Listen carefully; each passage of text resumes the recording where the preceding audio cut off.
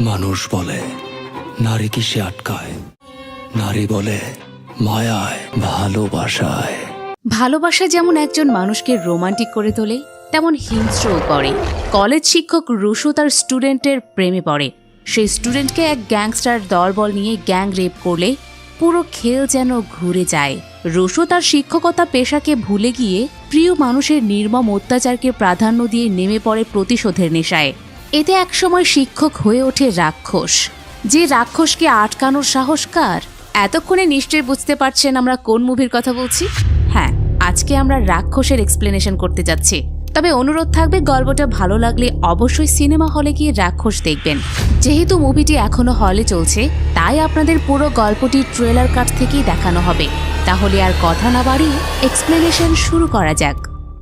গল্পের শুরুতে আমরা রুশোকে দেখতে পাই। রুশো একটা কলেজের অত্যন্ত গম্ভীর আর রাশভারী টিচার। তার ব্যক্তিত্বে এক ধরনের ভীতি আছে যা ছাত্রছাত্রীদের তটস্থ রাখে। একদিন রুশো ক্লাস নেওয়া অবস্থায় জানতে পারে কলেজের এক বখাটে ছেলে তার ছাত্রীর বিকিনি পরা আপত্তিকর ছবি এঁকে তাকে ব্ল্যাকমেইল করার চেষ্টা করছে, এমনকি ব্ল্যাকমেইল করছেও।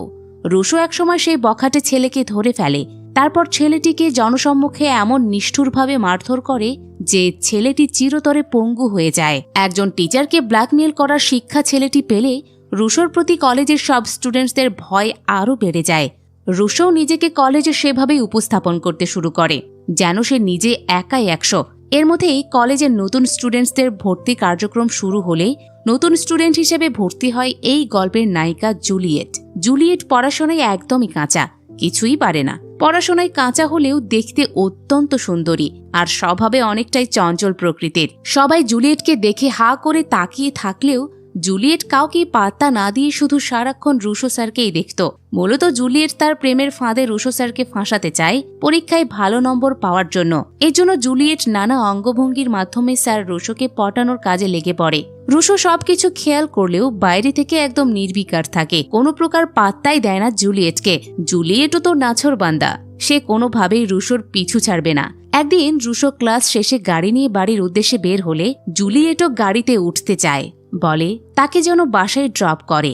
জুলিয়েট অনেকক্ষণ যাবৎ ঘ্যান ঘ্যান করলে রুশো আর না করতে পারেন না, তার গাড়িতে উঠিয়ে নেয়। নির্জনে দুজন গাড়ি করে যেতে থাকলে জুলিয়েট আবার তার চাল চালতে থাকে। সে বিভিন্ন অঙ্গভঙ্গির মাধ্যমে আবারও রুশো স্যারের দৃষ্টি কেড়ে নেওয়ার চেষ্টা করে এবং এতে সফলও হয়। জুলিয়েটের এমন কর্মকাণ্ডে রুশো তার উপর নিয়ন্ত্রণ হারিয়ে ফেলে এবং জুলিয়েটকে নিবিড়ভাবে চুম্বন করতে শুরু করে। জুলিয়েট এতে যেন ইতস্তত বোধ করে, রুশোকে দূরে সরিয়ে দেয়।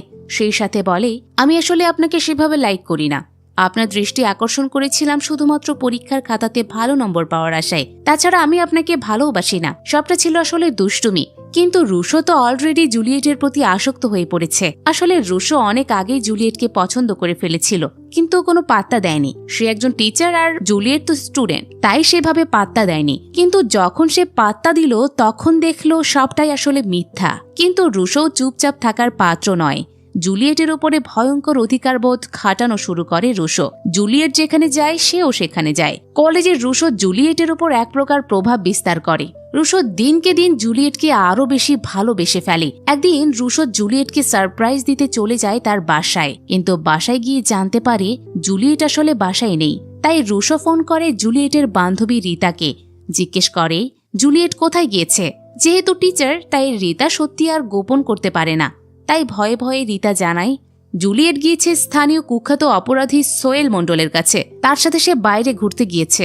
জুলিয়েট অনেক আগে থেকেই সোহেলকে ভালোবাসে, যা তার ফ্রেন্ডরা জানে। কিন্তু যখন রুশো সোহেলের কথা জানতে পারে এবং জুলিয়েট সোহেলের সাথে বেরিয়েছে এটা জানে, তখন রুশোর মাথা খারাপ হয়ে যায়। রুশো এমনিতেই অত্যন্ত রাগী একজন মানুষ। জুলিয়েটের এই কর্মকাণ্ড রুশোকে আরও রাগান্বিত করে। রাগ এবং ঈর্ষায় অন্ধ হয়ে রুশো জুলিয়েটের বাড়ির সামনে জুলিয়েটের জন্য অপেক্ষা করতে থাকে। কিন্তু অনেক সময় পেরিয়ে যায়, জুলিয়েট আসে না। এত অপেক্ষায় রুশোর ক্রোধ আরও বেড়ে দ্বিগুণ হয়। এর মধ্যে জুলিয়েট বাসায় ফিরলে রুশো কোনো কথা না বলে আগে তাকে পৈশাচিক মারধর শুরু করে। এরপর জুলিয়েট সহ সকল মেয়েদের টাকার প্রতি লোভ নিয়ে অপমানজনক কথা শোনায়। বলে, তোরা আসলে টাকা পেল কুত্তার পা চাটতেও দ্বিতীয়বার ভাববি না। এলাকার গ্যাংস্টার সোহেল মণ্ডলের কাছে আছে বলে আজ তুই তার সাথে আছিস, কাল অন্য কেউ আসলে আবার তার কাছে যাবি। তোদের মতো মেয়েরা এমনই। যারা আসলে শুধু টাকাই বড় করে দেখে। এসব বলতে বলতেও রুশো মারতে থাকে জুলিয়েটকে। মারতে মারতে তাকে একদম রক্তাক্ত করে। জুলিয়েট মার খেয়ে রক্তাক্ত অবস্থায় পড়ে গেলে রুশো সেখান থেকে চলে যায়। রুশো চলে গেলে জুলিয়েট রক্তাক্ত অবস্থায় মেঝেতে শুয়ে অস্পষ্ট ভাষায় বলে, আমি আসলে ডাবল টাইমিং করিনি, স্বেচ্ছায় সোহেল মণ্ডলের সাথে যেতেও চাইনি, সে আমাকে ব্ল্যাকমেইল করছিল, তাই যেতে বাধ্য হয়েছিলাম। জুলিয়েটের অস্পষ্ট সুরের কথাগুলোতে বোঝা যায় সে আসলে রুশোকেই মন থেকে ভালোবাসে, কিন্তু রুশো সেটা জানতেই পারল না। উল্টো বিশ্বাসঘাতকতার ট্যাগ লাগিয়ে দিয়ে রক্তাক্ত করে চলে গেল। কেটে যায় বেশ কয়েকদিন। জুলিয়েট মোটামুটি সুস্থ হয়। সুস্থ হলে সোহেল মণ্ডল আবার জুলিয়েটের দিকে নজর দেয়। অনলাইনে জুলিয়েটের ছবি দেখে তার ওপর লোলুপ দৃষ্টি দেয় সোহেল মণ্ডল। মনে মনে ঠিক করে আজকে তার একে লাগবেই। তাই তার বিশ্বস্ত সহযোগী জিল্লুকে পাঠায় জুলিয়েটকে তুলে আনতে। এই জিল্লু কিন্তু সেই জিল্লু না, ওই জিল্লুরও সামনে দেখা পাবেন। তো জিল্লু সোহেল মণ্ডলের আদেশ পেয়ে জুলিয়েটকে তার বাড়ি থেকে উঠিয়ে নিয়ে আসে সোহেল মণ্ডলের কাছে। সোহেল জুলিয়েটকে সামনে থেকে দেখে আরও যেন টালমাটাল হয়ে যায়। দেয় সরাসরি কুপ্রস্তাব। কিন্তু জুলিয়েট শুধু রুশোকেই ভালোবাসে, তাই সোহেল মণ্ডলের কুপ্রস্তাবে না করে দেয়। সেই সাথে তাকে বাড়ি রেখে আসতে বলে। সোহেল মণ্ডল এবার জুলিয়েটকে হুমকি দেয়া শুরু করে। বলে তার এই আস্তানার নিচে অনেক মেয়ের লাশ পুঁতে রাখা আছে। শুধু তাই নয়, পুঁতে রাখার আগে সবার স্বাদ সে গ্রহণ করেছে। এখন যদি সেও রাজি না হয় তার সাথে একই কর্মকাণ্ড ঘটবে। জুলিয়েট বুঝতে পারে পরিস্থিতি যত সামনে এগোচ্ছে সবকিছু ততই ঘোলাটে হচ্ছে। তাই বাড়িতে উপস্থিত সোহেল মণ্ডলের দাদির কাছে ছুটে আসে জুলিয়েট। নিজের জীবনকে সেফ রাখার জন্য দাদির কাছে কাকুতি মিনতি করতে থাকে সে, কিন্তু কোনো লাভ হয় না। এই দাদি সোহেল মণ্ডলের থেকেও বেশি খারাপ। শুধু খারাপ নয়, বড় ভিলেনও। নাতির আনন্দের জন্য সে সবকিছু করতে প্রস্তুত। তো দাদি জুলিয়েটকে আর কি বাঁচাবে, উল্টো বন্দুক উঁচিয়ে জুলিয়েটকে ভয় দেখায়। সেই সাথে সোহেল মণ্ডলের কাছেই থাকতে বলে। নিরুপায় হয়ে জুলিয়েটকে তাই সোহেল মণ্ডলের বাড়িতেই বন্দি দিন কাটাতে হয়। এই টানাপোড়েনের মধ্যেই সুযোগ বুঝে একদিন সোহেল এবং তার দলবল জুলিয়েটকে গণধর্ষণ করে। মূলত সোহেলের এইটাই প্ল্যান ছিল, আর সে একবার যে মেয়ের দিকে তাকায় তাকে শেষ করেই ক্ষান্ত হয়। তো জুলিয়েটকে গণধর্ষণ করার পর রক্তাক্ত অবস্থায় রাস্তার পাশে ফেলে চলে যায়। এর মধ্যে জুলিয়েটের এমন নির্মম পরিণতির খবর রুশো পেলে ছুটে আসে তার কাছে।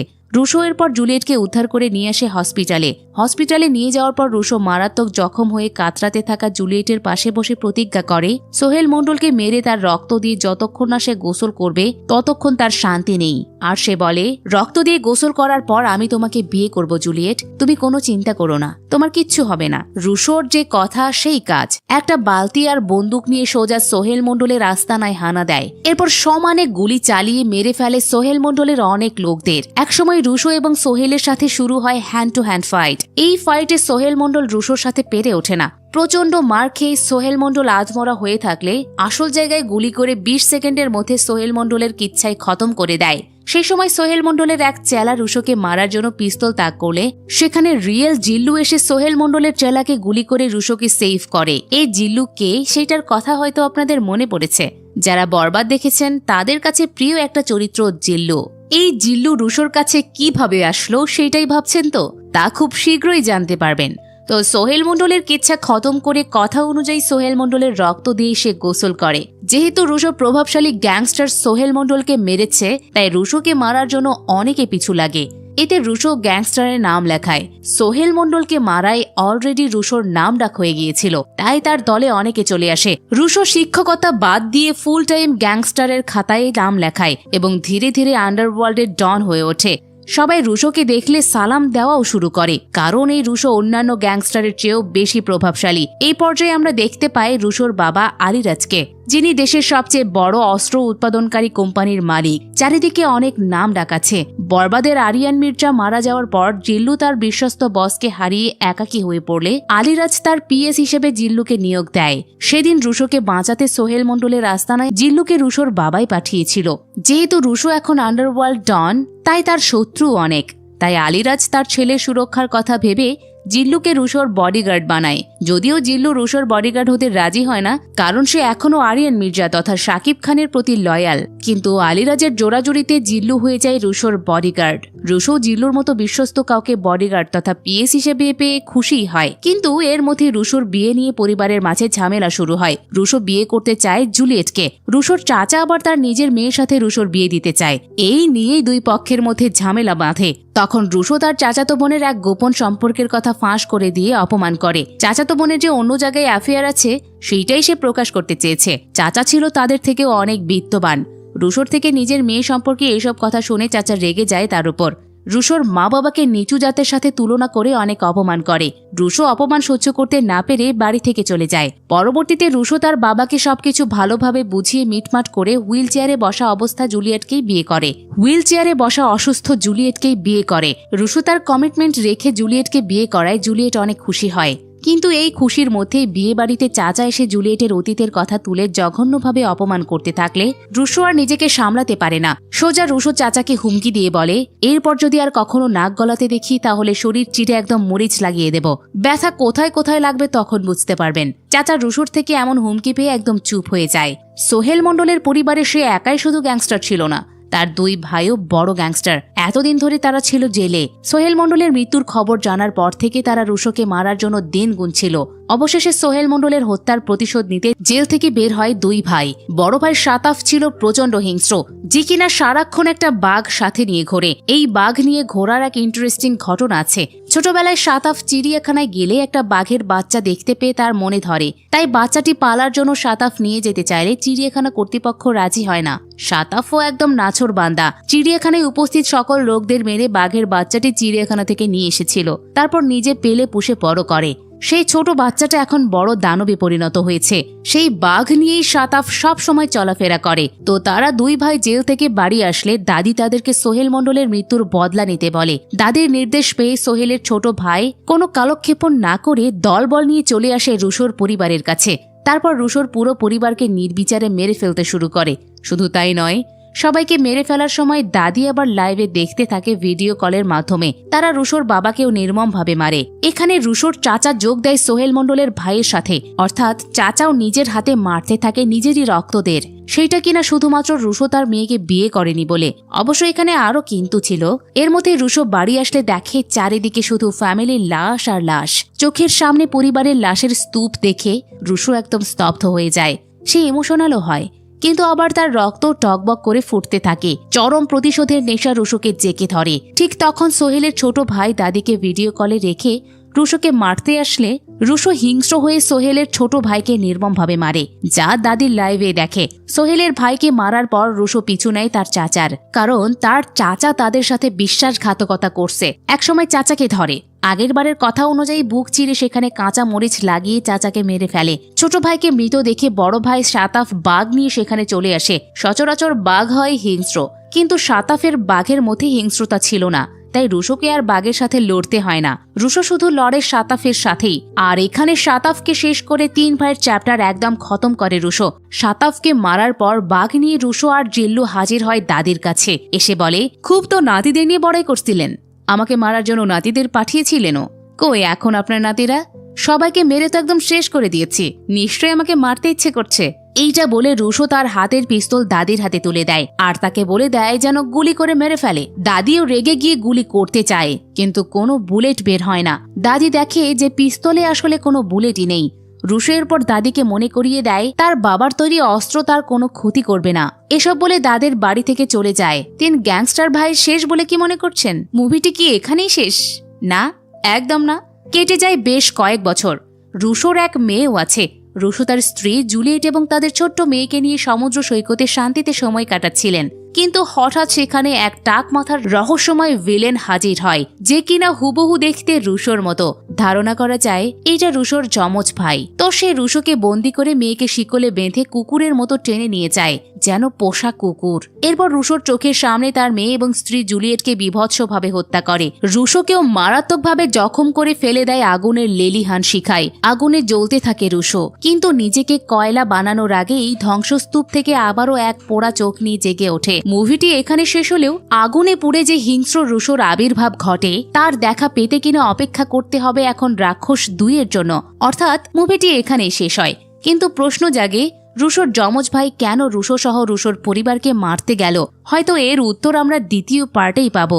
গ্যাংস্টার মুভি হিসেবে গল্পটা ভালোই ছিল বলবো, যদিও মনে হয়েছে অনেক জায়গা থেকে ইন্সপায়ার্ড হয়েই করা হয়েছে। বিশেষ করে বলিউডের এনিমেল থেকে। তবে বরবাদের চেয়েও বড় আকারে যে রাক্ষস বানিয়েছেন পরিচালক, সেইটা বলতেই হচ্ছে। তাছাড়া রাক্ষস নতুন এক সিয়াম আহমেদের আবির্ভাব ঘটিয়েছে। মুভিটিতে সিয়ামের ট্রান্সফরমেশন চোখে লাগার মতো ছিল। সিয়াম আহমেদ দারুণ পারফরমেন্সও করেছেন। গল্প যদি ভালো লাগে তাহলে অবশ্যই সিনেমা হলে রাক্ষস দেখতে যাবেন, তাহলে দ্বিগুণ এন্টারটেইন হবেন, এটা নিশ্চিতভাবে বলতে পারি। তো এক্সপ্লেনেশন কেমন লাগলো তা জানিয়ে দিন কমেন্ট বক্সে। এতক্ষণ মিসেস মুভি এক্সপ্লেনারের সাথে থাকার জন্য ধন্যবাদ।